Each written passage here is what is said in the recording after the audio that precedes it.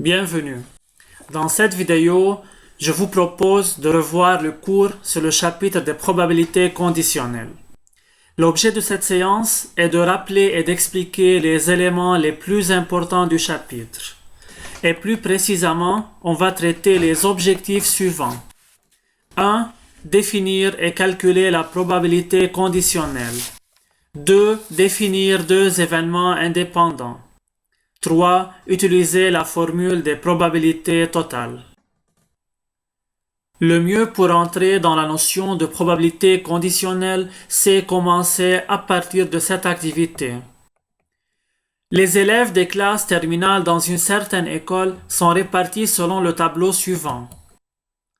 On a 64 élèves au total, qui sont répartis suivant leur classe ou bien suivant le sexe, c'est-à-dire garçon ou bien fille. Un élève est choisi au hasard. Calculez la probabilité de chacun des événements suivants. L'événement A. L'élève choisi est un garçon. On a 30 garçons au total parmi 64. Donc la probabilité de l'événement A, c'est le nombre de garçons favorables sur le nombre de cas total. Donc c'est 30 sur 64. Maintenant, on va calculer la probabilité de l'événement B. L'élève choisi est un garçon de la classe SG. On a 9 garçons appartenant à la classe SG parmi 64. Donc la probabilité de l'événement B est A inter SG. Donc l'élève est un garçon qui appartient à la classe SG. Donc c'est 9 sur 64.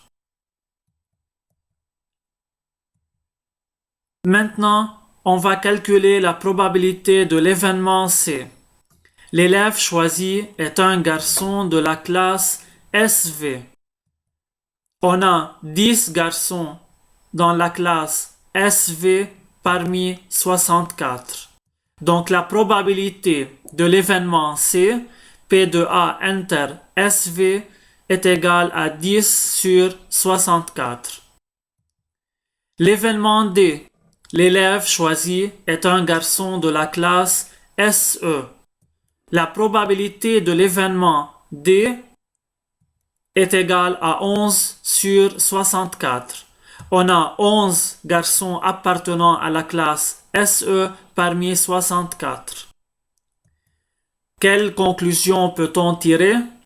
Alors, la probabilité de l'événement A, c'est-à-dire la personne soit un garçon, est égale à P de A inter SG plus P de A inter SV plus P de A inter SE, car ce garçon peut être dans la classe SG ou bien SV ou bien SE. Partie B. Sachant que l'élève choisi est de la classe SG, calculez la probabilité qu'il soit un garçon. C'est-à-dire on va calculer la probabilité de A sachant SG. On cache tout le tableau et on travaille seulement avec la classe SG.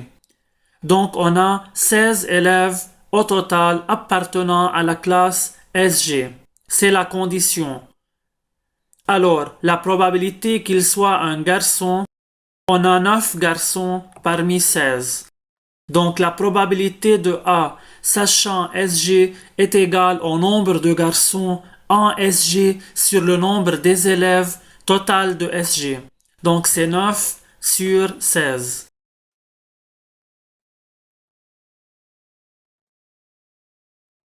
Partie C.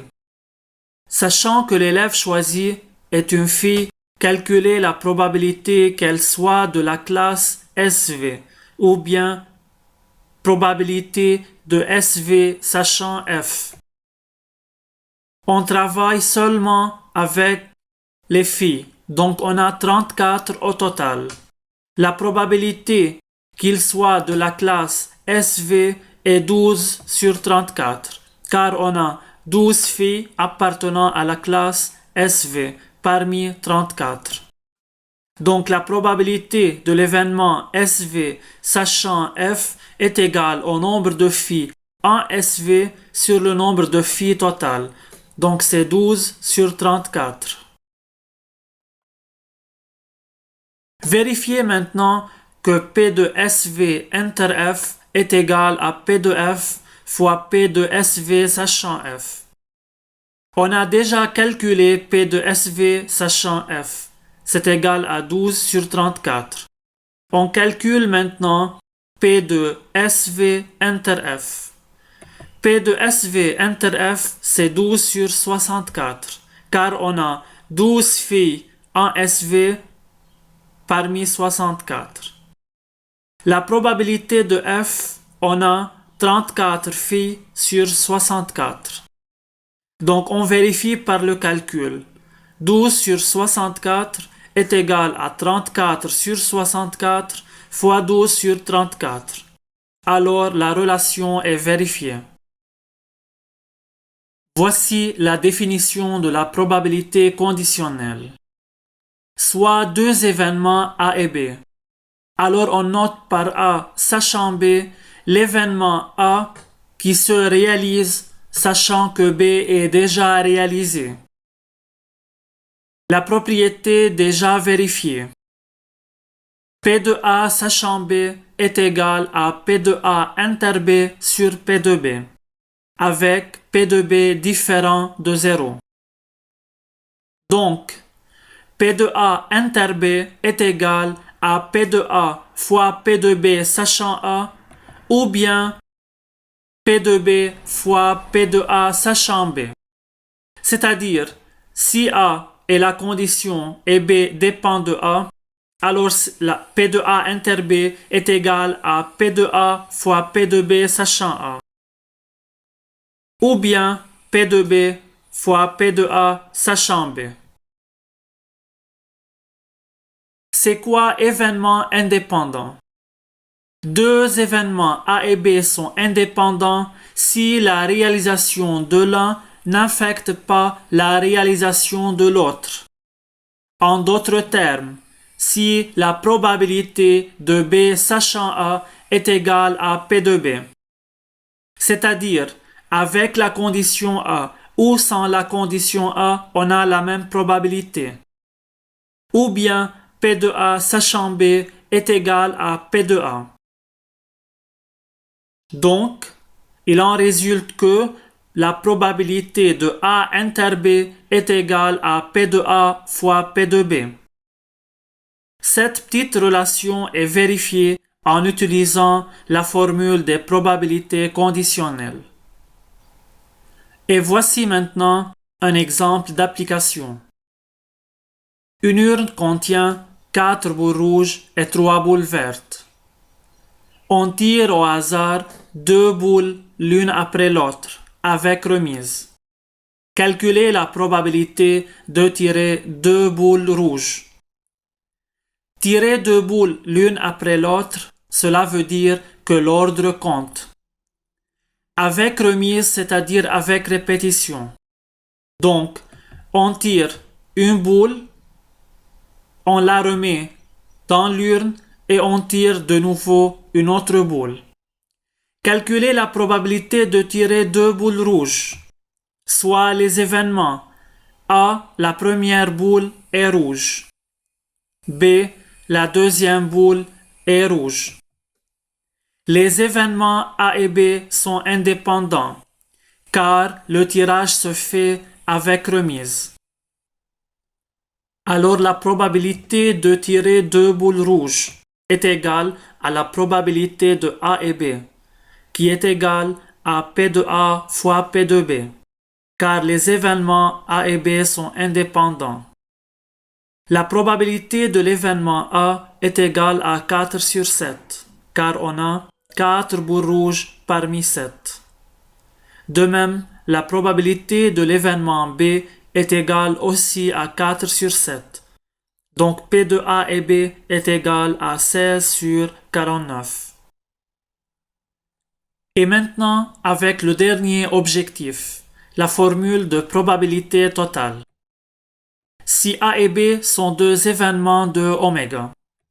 Oméga est l'univers. A et A bar forment une partition de oméga, c'est-à-dire A et A bar sont non vides, pas d'intersection entre A et A bar, et A union A bar égale oméga, l'univers.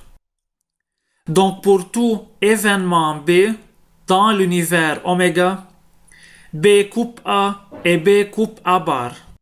Donc la probabilité de l'événement B est égale à P de A inter B, c'est-à-dire l'intersection de A avec B, plus probabilité de A bar inter B, c'est-à-dire l'intersection de A bar avec B. C'est la formule de probabilité totale. Dans le cas général, si A1, A2, AN sont n événements de oméga. Oméga, c'est l'univers. Donc de même, A1, A2 jusqu'à AN forment une partition de oméga, avec les mêmes conditions. A1, A2, AN sont non vides, pas d'intersection entre A1, A2, AN, c'est-à-dire ils sont disjoints, et A1, union A2, union AN est égal à oméga. Pour tout événement B de l'univers, B coupe A1, B coupe A2 et 3 points coupe AN. Donc la probabilité de l'événement B dans le cas général est égale à la probabilité de l'intersection entre A1 et B plus la probabilité de l'intersection de A2 et B plus 3 points P de AN inter B. Un exemple extrêmement classique. 30% d'un groupe d'élèves pratiquent le tennis. Parmi ceux qui pratiquent le tennis, 60% sont des filles. Parmi ceux qui ne pratiquent pas le tennis, 80% sont des garçons. Un élève est choisi de ce groupe. Calculez la probabilité de choisir une fille. Soit F, l'élève est une fille. L'arbre ci-contre représente la situation. Donc, 30% du groupe d'élèves pratique le tennis, donc la probabilité de l'événement T est 0,3. Évidemment, la probabilité de l'événement T bar, c'est-à-dire l'élève ne pratique pas le tennis, est 0,7. Parmi ceux qui pratiquent le tennis, 60% sont des filles. Donc la probabilité de l'événement F sachant T est égale à 0,6. De même, pour ceux qui ne pratiquent pas le tennis, 80% sont des garçons. Donc la probabilité de l'événement G sachant T bar est égale à 0,8. Évidemment, P de F sachant T bar est égal à 0,2. Donc, la probabilité de l'événement F, choisir une fille, est égale à P de F inter T plus P de F inter T bar. C'est la formule des probabilités totales. P de F inter T est égal à P de T fois P de F sachant T. C'est la formule des probabilités conditionnelles. Plus P de T bar fois P de F sachant T bar. D'après l'arbre, c'est 0,3 fois 0,6 plus 0,7 fois 0,2. Donc la probabilité de l'événement F, choisir une fille, est égale à 0,32. Notez que la probabilité de l'événement G, choisir un garçon, est égale à 1 moins la probabilité de F. Cette vidéo est maintenant terminée. Je vous invite à visionner le vidéo suivant où on fait ensemble 2 exercices d'application. À très bientôt.